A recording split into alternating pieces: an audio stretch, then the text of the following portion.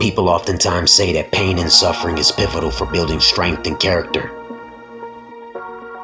Popular opinion would go as far as to say that trauma is also a necessity for building strength and character, while onlookers from a distant universe shake their heads in disgust. The belief that people have to go through trauma and hardship to build strength and character is moronic and sociopathic. You'd be hard-pressed to find anyone in life that actually believes in ridiculous and twisted shit like this that isn't an obnoxious, conniving, abusive, and drama-stirring rodent. Please remember this. No one purposely chases a traumatic life.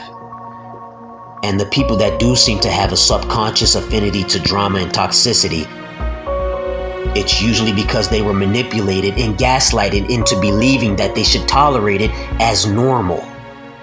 Even if they don't actually enjoy the suffering, they just can't seem to escape it because it's all that they've ever known and haven't found a way to escape this sick cycle. Sadly, most people like this are exposed to extreme amounts of dysfunction early on in their lives under circumstances beyond their control.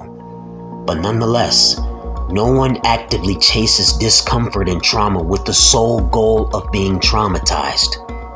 The main people that say extreme trauma and hardship is a necessity of life are only trying to justify inflicting pain, trying to justify inflicting trauma.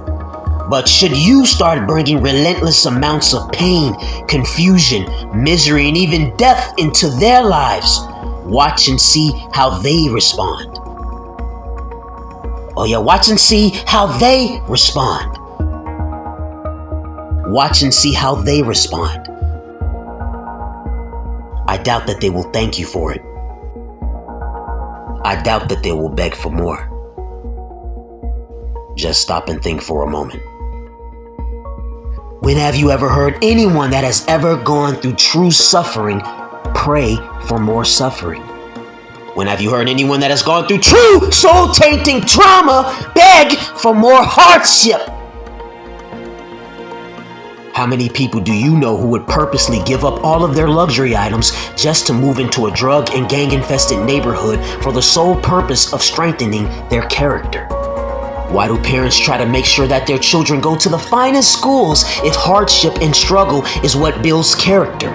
Why not just send their children to the worst schools in the country to make their children stronger? After all, wouldn't it make their children stronger?